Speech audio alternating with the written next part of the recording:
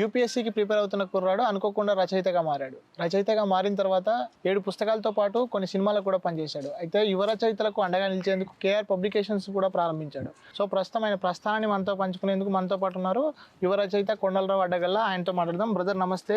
నమస్తే అండి. కొండలరావు అడ్డగల్ల విద్యాభ్యాసం బాల్యం అంతా ఎక్కడ సాగిందంటే? మా ఊరు వచ్చేసి తూర్పుగోదావరి జిల్లాలో కొత్తపేట మండలంలో వాడపాలెం అనే చిన్న గ్రామం అండి. నా 6వ తరగతిలోనే హైదరాబాద్కి వలస రావడం జరిగింది. స్కూలింగ్ మొత్తం 2-3 స్కూల్లో విద్యాభ్యాసం జరిగింది. అలానే ఇంటర్ చదివాను జేఎన్టీలో. డిగ్రీ వచ్చేసి నేను ఉస్మానియా యూనివర్సిటీ అఫిలియేటెడ్లో చేశానండి. పీజీ వచ్చేసి ఇగ్నో ఓపెన్ యూనివర్సిటీలో పీజీ చేశాను. పీజీలో హిస్టరీ చేశాను అనమాట. సో హిస్టరీ చేశారు, యూపీఎస్సీ ప్రిపేర్ అవుదాం అనుకున్నారు. అక్కడ నుంచి మళ్ళీ ఇటు రచయితలాగా మారాలని ఎందుకు అనిపించింది? అసలు ఆ ప్రయాణం ఎట్లా సాగింది? అంటే రచయితలా మారాలి అని నేను ఎప్పుడూ అనుకోలేదండి. కాకపోతే కొన్ని పరిస్థితుల రీత్యా నేను ఇటు రావాల్సి వచ్చింది. యూపీఎస్సీకి ప్రిపేర్ అయ్యేటప్పుడు ఏమైందంటే ఒకటి ర్యాండమ్గా రాసుకుంటూ ఉండేవాడిని అనమాట. కవిత్వాలు అవి రాసుకోవడం, లేదంటే యూపీఎస్సీ రిలేటెడ్ ఏదన్నా రాసుకోవడం చేసేవాడిని. సో ఆ ప్రాసెస్లో నాకేమనిపించిందంటే ఒక పుస్తకం రాసుకుంటే బాగుంటుందేమో, దానిపైన మా అమ్మగారికి అంకితం చేస్తే ఇంకా అద్భుతంగా ఉంటుందేమో అనిపించింది అనమాట. సో ఆలోచన నిమిత్తం నేను ఒక పుస్తకానికి నాంది పలకడం జరిగింది. నేను పుస్తకం రాసే టైంకి ప్రూఫ్ రీడింగ్ అంటే ఏంటి, లేదంటే బుక్ ఎలా పబ్లిష్ చేయాలి, ఇవన్నీ తెలియదు అనమాట నాకు. సో అప్పుడు కొంతమంది నా స్నేహితురాలు ఒక అమ్మాయి, గాయత్రి అనే అమ్మాయి, వాళ్ళ అమ్మగారు తెలుగు టీచర్. అమ్మాయి అప్పటికే ఇంగ్లీష్ బుక్ ఒకటి పబ్లిష్ చేసింది అనమాట. సో అప్పుడు ఆ అమ్మాయి కొంచెం హెల్ప్ చేయడం. సో అలా నా మొదటి పుస్తకానికి అనేది పునాది అండి. 7 పుస్తకాలు రాశారని తెలిసింది. ఏ స్టైల్లో రాశారు, ఏంటి వాటికి?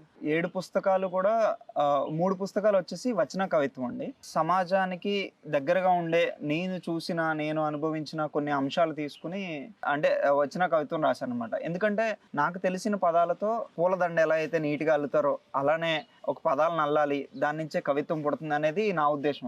వచన కవిత్వంలో ఒక 3 పుస్తకాలు రాయడం జరిగింది. అవి ఒకటి వాస్తవికం, ఒకటి సిరాయి చప్పుళ్ళు, మూడోది బ్రతికెరిగిన బాటసారి. ఇంకొక 2 వచ్చేసి అయితే చురకలు, అలిశెట్టి ప్రభాకర్ గారు ఇన్స్పిరేషన్ అనమాట. సో చురకలు ఆనెలు అని చెప్పేసి 2 పుస్తకాలు రాశాను. ఇంకొకటి వచ్చేసి ఏంటంటే కథలు అని చెప్పేసి 25 కథలు అనమాట. అంటే ఆ థీమ్ ఏంటంటే పంచభూతాల మధ్యలోనే ఏ కథ అయినా ఉంటుంది అనేది నా ఉద్దేశం. సో ఆ ఉద్దేశంతో ఒక 25 కథల్ని మన చుట్టూ జరిగే కొన్ని సన్నివేశాలు తీసుకుని నేను ఒక 4-5 పేజీల కథలుగా మలిచాను. 7th బుక్ వచ్చేసి రీసెంట్గానే మొన్న నెల కూడా కాలేదు ఇంకా అది విడుదలయ్యి, మనలోనే శ్రీనివాస్ అని చెప్పేసి ఒక పుస్తకం నవల రాయడం జరిగింది. నవలలే రాద్దాం అనే ఉద్దేశంలో ఉన్నాను అనమాట. అదండి. పుస్తకాలు కాకుండా సినిమాలకు కూడా మీరు వర్క్ చేశారని తెలిసింది. ఇప్పటి వరకు ఎన్ని సినిమాలకు వర్క్ చేశారు? భవిష్యత్తులో మీ ప్రాజెక్ట్స్ ఏమేమి ఉన్నాయి? కమిటీ కుర్రోళ్ళు అనే సినిమాకి మాటలు రాశానండి. కమిటీ కుర్రోళ్ళు ఒక్కటే విడుదలైంది ప్రస్తుతానికైతే. ప్రస్తుతం నేను ఒక 3-4 సినిమాల వరకు పనిచేస్తాను. సో కొండలరావు గారు, మీ కేఆర్ పబ్లికేషన్స్ 2022లో ప్రారంభించామని చెప్పినారు కదా. కేఆర్ పబ్లికేషన్స్ ముఖ్య ఉద్దేశం ఏంటి? కొత్తగా రీసెంట్గా ఒక వెబ్సైట్ కూడా తీసుకొచ్చారు, దాని గురించి చెప్తారా? నేను ఫస్ట్ బుక్ రాసినప్పుడు నాకు ఒక పబ్లికేషన్స్ అంటూ లేదు, మీకు చెప్పినట్టు. సో 2-3 పుస్తకాలకు కూడా నేను వేరే వాళ్ళ దగ్గర అచ్చేయించడం పుస్తకాలని అలా జరిగిందనమాట. రాస్తుంటాం కదా, మనమే ఒక పబ్లికేషన్స్ పెట్టుకుని మన పుస్తకాల వరకు మనం అచ్చేయించుకుందాం అనే ఉద్దేశంలో మొదలుపెట్టాను. తర్వాత అదేమైందంటే క్రమేపీ కొంతమంది యువ రచయితలు నా పుస్తకాలు కూడా అచ్చేయించండి అని అడగడం. సరే, మన చుట్టూ ఉన్న వాళ్ళే కదా, మన మనుషులే కదా అనుకుని నేను అది మెల్లమెల్లగా మొదలుపెట్టాను అనమాట. సో ఇప్పటికీ మనం 25 పుస్తకాల వరకు పబ్లిష్ చేసాం. సో ఈ ప్రాసెస్లో ఏమవుతుందంటే మళ్ళీ పబ్లిషింగ్ అయితే చేస్తున్నాము, దీన్ని సేల్ ఎక్కడ చేస్తాం మనం అనే ఒక క్వశ్చన్ రైజ్ అయింది ఒక 2-3 రచయితల వల్ల. సో అప్పుడు నాకు అనిపించింది ఏంటంటే దీనికి ఒక వెబ్సైట్ లాంటిది పెడితే మనం పుస్తకాలు మనం సేల్ చేయొచ్చు కదా, జనాలకి ఇంకా దగ్గరగా వెళ్తుంది కదా అనే ఆలోచన వచ్చింది అనమాట. అంటే మనకి అమెజాన్, ఫ్లిప్కార్ట్, లేకపోతే తెలుగు వెబ్సైట్స్లో లోగిలి అని ఇలాంటి పుస్తకాల వెబ్సైట్స్ ఉన్నాయి. కాకపోతే వీళ్ళకి మనం ఇంకేం భిన్నంగా చేయగలం?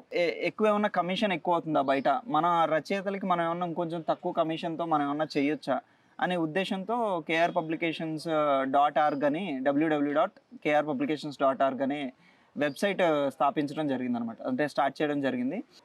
మిమ్మల్ని బాగా ఇన్ఫ్లుయెన్స్ చేసిన రచయిత ఎవరు? అట్లాగే అంటే మీరు రాసిన వాటిల్లో మీకు ఎక్కువగా నచ్చినవి ఏంటివి అంటే ఏం చెప్తారు? శ్రీశ్రీ గారి మహాప్రస్థానంలో ఒక 2-3 కవిత్వాలు చదివాను. అవి నన్ను ఉత్తేజపరచొచ్చు, లేదంటే నాలో ఉద్వేగం పెంచొచ్చేమో, కానీ రచయిత వైపు నువ్వు వెళ్ళు అని నన్నైతే అవి తీసుకెళ్ళలేదు. కానీ ఆయన రచనలకు ఒక చాలా పెద్ద స్థాయి ఉంది.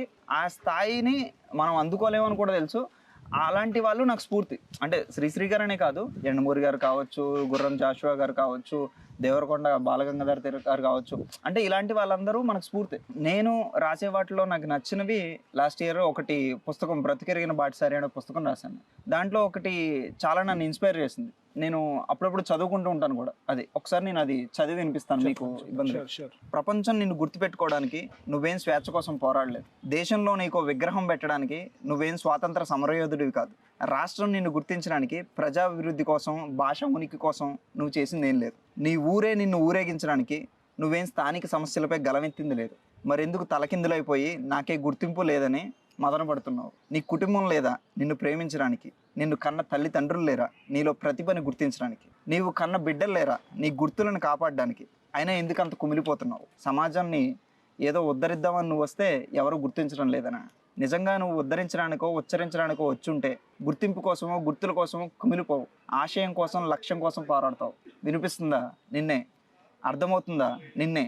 కేవలం ఆశయం కోసం, లక్ష్యం కోసం మాత్రమే పోరాడతావు. అంటే దీని నుంచి నేనేం చెప్పాలనుకున్నానంటే, ప్రతి ఒక్కరికి గుర్తింపు అనేది అవసరమే, కానీ ఎవరో గుర్తించలేదని మాత్రం నువ్వు బాధపడకూడదు.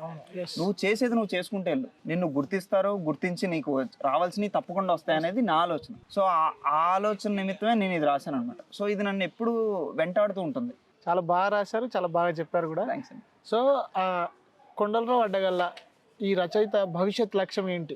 రాబోయే 10 సంవత్సరాల్లో ఎలా ఉండాలి, 5 సంవత్సరాల్లో ఎలా ఉండాలి అనేది సాధారణంగా కొన్ని రాసుకుంటూ ఉంటాం. కొన్ని పూర్తవుతాయి, కొన్ని పూర్తవు. సో అలాంటి ప్రాసెస్లో నేనేమనుకున్నానంటే, ఈ పబ్లికేషన్స్ ద్వారా నేను కనీసం ఒక 200-300 పుస్తకాలు పబ్లిష్ చేయాలి. యువ రచయితల్ని, పాఠకుల్ని పెంచాలి. సినిమా రంగంలో నా వరకు ఎంతవరకు అయితే అంతవరకు కొన్ని మంచి సినిమాలకి పని చేయాలి. మన తరం వాళ్ళని వెంట పెట్టుకుని మన ముందు తరం వాళ్ళని ఎంతో కొంత విలువలు నేర్పాలనేది నా ఉద్దేశం, నా లక్ష్యం. All the best.